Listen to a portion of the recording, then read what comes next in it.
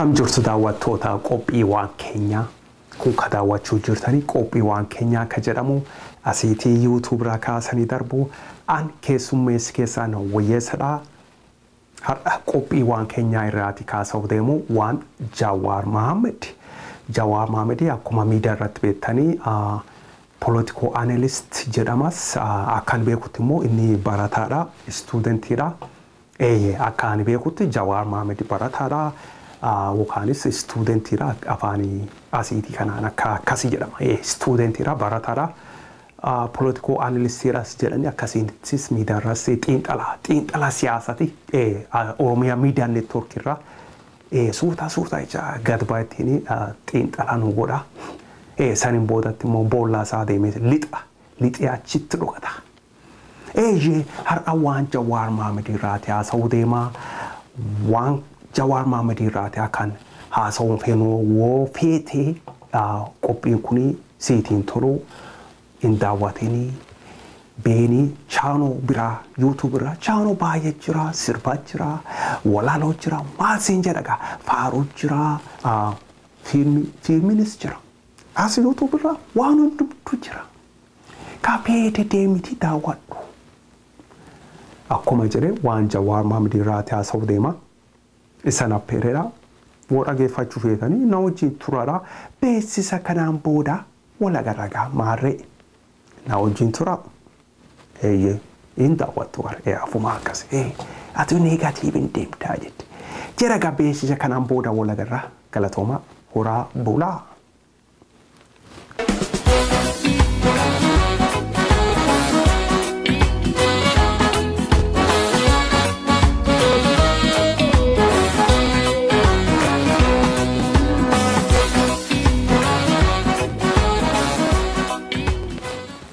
Galatoma akkuma beektanii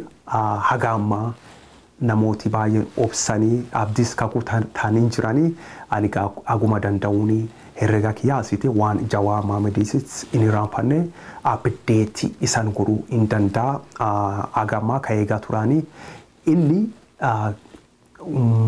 reediyoo Afuura Biyyaa irratti ji'a tokkoon duratti reediyoo Afuura Biyyaa irratti Jawara Mohammed deebiif gaafii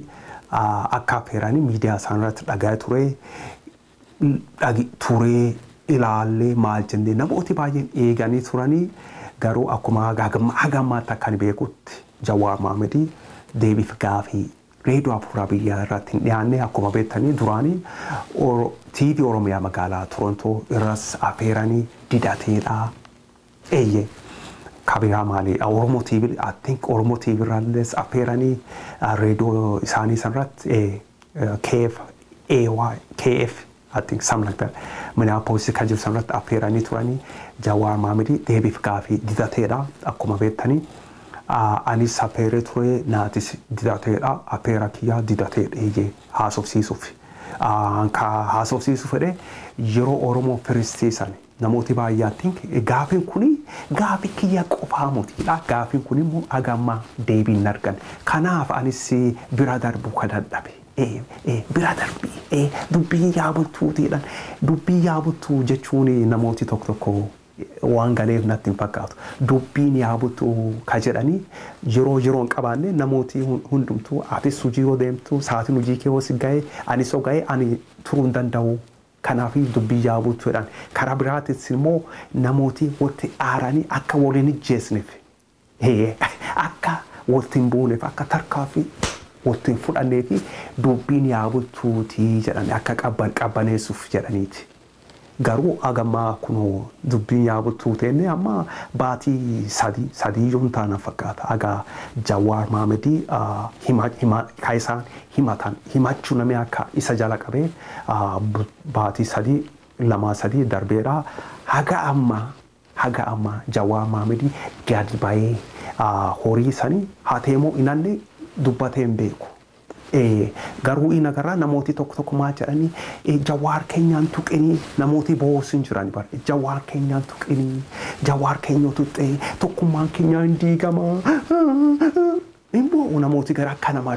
nami du'ee kaane bu'aan maaliif hin beekudha. Akkamiin tokkummaan keechan tokkummaa eessa ka jiru ani nagarree tokkummaa isaan jedhan sun natti mul'atu an beeku tokkummaa isaanii kaasaan Jawara Mohammed Oromo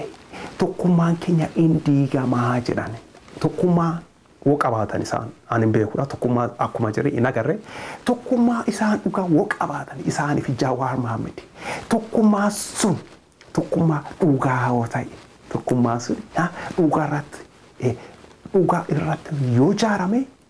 ani waan Jawara Mohammed waan haasa'ee fi tokkummaan sun diigamuu hin danda'u maaloo jettee tokkummaan sun tokkummaa jabaadhaare tokkummaa cimaa jabaa abbaa fedhe waan Jawara Mohammed wudubbate waan gaaris hamas whatever yoo dubbate tokkummaan sun diigamuu hin danda'u jedha waan gaafa herregaa kiyyatti tokkummaan sun ka dhugaa hojjetare osoo hin diigamu abbaa fedhe waa fedhe jedhe diigamuu hin danda'u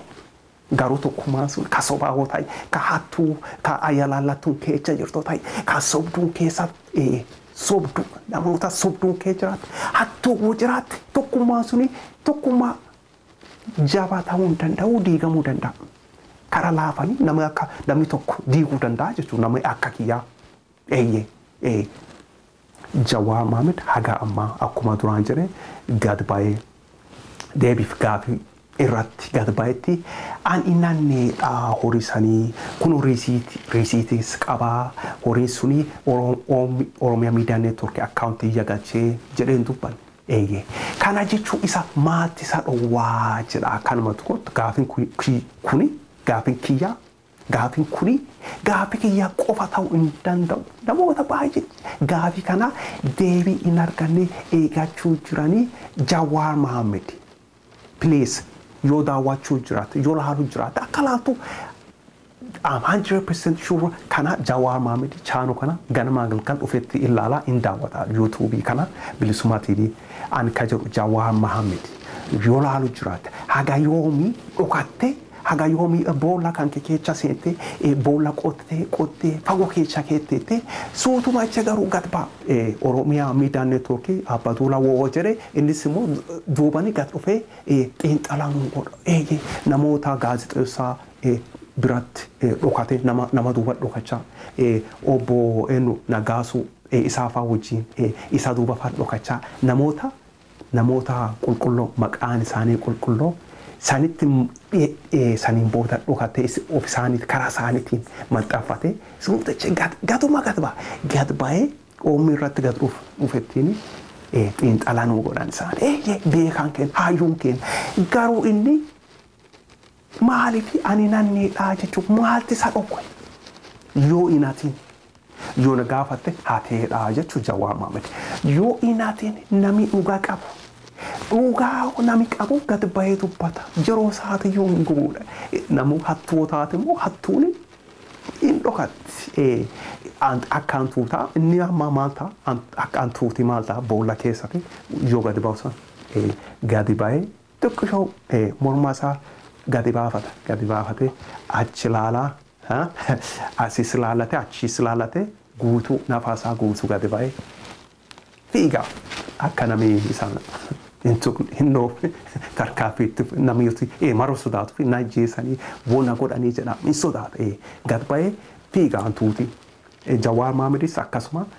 suutumaa jiree dhokatee eessa bakka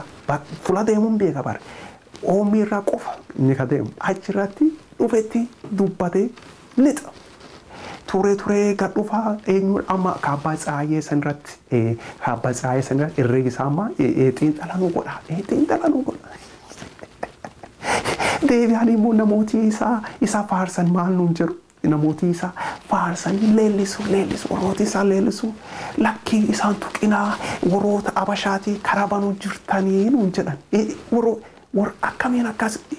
akkam akkas jedhu warri kun garuu isaanii maaliifi uummataati deebii maan kenniifi jenneen isaan maalti isaan dhokwe Jawara Mohammed uummati gaafisii qabaa gaafii isaaniiti deebisii uummatatti gad ba'i maaliif jenneen garuu nu maal jedhu lakkii karaa banuu jirtanii warra diina kaanitii karaa banuu jirtanii kana godhuu jirtanii kara nu akkamiin kara bannaaf Jawara Mohammed amale kara kabaneef isaatu achi deem achi fagaate kadeen isaa dhaban otoo inni deebii uummataa kenne kun hundumtuu hin jirudha namoota biraa kadhatee maal jedhee kana jedhii san jedhii jechuu achi fagoo deemu hin beesisuu sin jedha akkanuma tokkottan Jawara Mohammed gadi ba'uu mal uummatatti it doesn't look good Jawara Mohammed it doesn't look good on you gad baatee yeroo xiinxala gootu kan Oromiyaa miidiyaa neetworkii irratti hin bareeduu sin jedha maaliif hindaani namooti kasi beekuun akka hattuu taateen ani hattuu mootii hin jennat ati gadi baatee afaan guutuun ani nanneedhaa kana naa beekaa jechuu si beeksisa. Kanaagaan jedhiin immoo asii YouTube irratti baduu waan asii balleessuun fakkaatu an faayilii si baneedhaa sin jedha namichu an faayiliin kiyyaa asitti an faayilii si baneedhaa faayiliin kun cufamuu hin danda'amu hagaatiin miidiyaa irra baatee gadi deebiif gaafii gootee ani balleessaa hin qabu ani hin balleessine horis inanneedhaa namoota arrabsites dhiifama gaafattee maal jettee saniin booda faayiliin kan kee asii cufamuu danda'a. Garuu haga saniin kudhee faayiliin kee hin cufamuudha lakke. San qofamuuti Jawara Mohammed namoota abbaduulaa morkuun namoota isaa deemanii hoteelii keessatti mana nyaatatti abbaduulaa deemanittiin piikcharii ijoollee kadu'an listii kennan ka isaanii bineensaa jedhanii Jawara Mohammed isaanii nafxanyaadha jedhee arrabsuu qabeedha afaan Amaariffaatiin maxxansuu qabeedha Jawara isaan inni fagaateedha Jawara keenya bare hawwiin keenya inni jabaateedha beekadha bare beekan keenya hayyuu keenya hayyuu Jawara Mohammed hayyuu keenyadha beeka keenya beekan keenya kun amma Eertiraa nu namooti Eertiraa namni ta'e Suisii doolarii 500 ol keeyyatee jedhes sanis waan Eertiraatis horii hatanii jedhe maxxansuu qabeedha Jawara Mohammed warroota G7 san warroota isaatii san ka Eertiraa jiran isaanis dubbiin tuttuquu jala qabeedha Jawara Mohammed ammillee nama sadii walloluu jira jechuun namoota sadii kanni faayilii banatee jira tokko warra G7 warra isaas TV san G7 warra loltuu Gimboot 7 jedhan sun Eertiraa ka jiran ka biraatis Eertiraa warroota Eertiraa ka horii Swiss baankii keeyyatan saniitis walloluu jira jechuu ka biraannu Oromoo namoota Oromoo ka abbaduula deeman ittiin morman san hoteelii morman isaanilleenis walloluu jira jechuu amma nama sadii faayilii haaraa banachuu jira jechuu Jawara Mohammed hayyuun keessan kun beekan keessan kun namoota Eertiraatti walloluu jala qabeedha warra Gimboot 7tis walloluu jira kuno namoota hoteelii deemanii abbaduulaa ittiin morman isaanis nafxanyaa jechuu jira jabaadhu Jawara Mohammed boolla fagoosan qotachuu jirta ani maal sin jedha jabaadhu sin jedha itti jabaadhu dhiifamas hin gaafate maal ati barii ati hayyuu keenyadha si malee eenyu qabna oomii sittuu jaare muti kanaaf ati abbaa feetee arrabsii jabaadhu sin jedha kun qophii waan keenya har'aa kana fakkaataa isa wajjin ka tureyaan keessummees keessan wayyeessadha Jawara Mohammed nu jiraadhu jabaadhu sin jedha daawwattoota kiyyaa haga yeroo biraa tola garuu nagaatti naa jiraadha.